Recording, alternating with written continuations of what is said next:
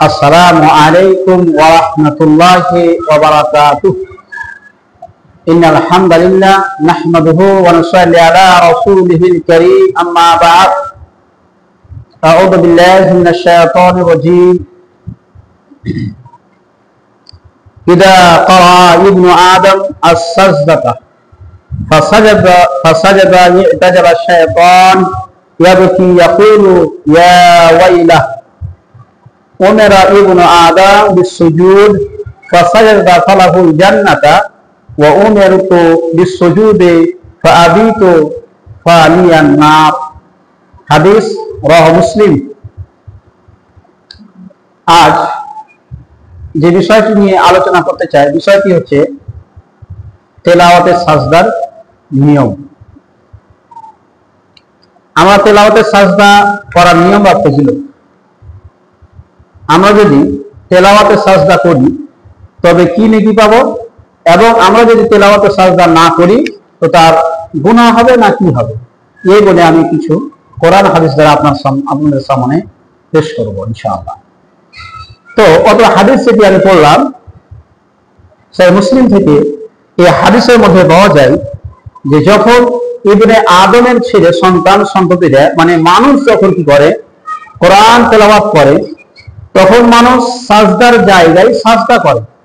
এই জন্য যে রাসূল সাল্লাল্লাহু আলাইহি ওয়াসাল্লাম সাজদার আদেশ দিয়েছেন। তো এই সাজদার বিষয়ে একটা গুরুত্ব রয়েছে বা ফজিলত রয়েছে, এই জন্য যে যখন মানুষেরা সাজদা করে তেলাওয়াতে সাজদা, সে সময় শয়তান কাঁদে। এই জন্য শয়তান বলে যে আদমের সন্ততিদেরকে সাজদা করার হুকুম হয়েছে, আর সাজদা করার জন্য সে জান্নাতে যাবে। হাদিসের মধ্যে পাওয়া যায় যে ফালাহুল জান্নাত, সে সাজদা করার পরিবর্তে সে জান্নাতে যাবে। আর শয়তান সে কাঁদে এই জন্য যে উমিরতু বিস-সুজুদে, আমাকে সাজদা করার আল্লাহ সুবহানাহু ওয়া তাআলা হুকুম দিয়েছিলেন, আর আমি সাজদা ইনকার করেছিলাম, তার জন্য আমি ইনকার করেছিলাম, ফালিয়ান নার, সেই জন্য আমাকে জাহান্নামে যেতে হবে। কত হাদিস দ্বারা বোঝা গেল কি যে কোরআন তেলাওয়াতে সাজদা আমরা যখন তেলাওয়াত করব তখন আমরা যদি সাজদা করি তবে আমরা অবশ্যই নীতি পাবো যে এটা আল্লাহ সুবহানাহু ওয়া তাআলা যে কথা রাসূল সাল্লাল্লাহু আলাইহি ওয়াসাল্লাম বলেছেন। এবং যদি আমরা সাজদা না করি তবে গুনাহ হবে নাকি? না, গুনাহ হবে না, কিন্তু ইনকার করলে গুনাহ হবে। সময় করলেন, সময় ছেড়ে দিলেন। তো তেলাওয়াতে সাজদা নামাজের মধ্যে আমরা কিভাবে করব বা নামাজের বাইরে কিভাবে করব তার নিয়মটা আমরা জেনে নিই। তেলাওয়াতে সাজদা যদি আমরা নামাজের মধ্যে করি, যেমন ধরেন ইমাম সাহেব নামাজ পড়াচ্ছেন, আমরা সবাই মুক্তাদি হিসাবে আছি, সেই নামাজটি আপনার জেহেরি নামাজ মানে ফজরের কিংবা ইশারের কিংবা মাগরিব। তো ইমাম সাহেবের করণীয় হবে যে আল্লাহু আকবার বলে সাজদায় চলে যাওয়া। তার সাথে সাথে মুক্তাদিও কি করবে? সাজদায় যাবে। এই জন্য যে সেখানে যদি আল্লাহু আকবার না বলা হয় তবে মুক্তাদি সেটি জানতে পারবে না। এটি হচ্ছে নামাজের সিস্টেম। আর সে দোয়া পড়বে যেটি সাজদার দোয়া রয়েছে। আর নামাজের বাইরের সিস্টেমটা হলো কি, যে নামাজের বাইরের সিস্টেমটা হলো যে কেউ যদি সাজদা করে, ধরেন কোরআন তেলাওয়াত করছি আমি বা আপনি তেলাওয়াত করছেন, তো যখন সাজদার জায়গাগুলো এসে যাবে, কোরআনের মধ্যে 15টি সাজদার জায়গা আছে, সেখানে আপনাকে সাজদা করতে হবে। কিন্তু সময়ে যদি না করি তো গুনাহ হবে না, মুস্তাহাব আমাল। আল্লামা আলবানী রাহমাতুল্লাহ আলাইহি বলেছেন মুস্তাহাব আমাল।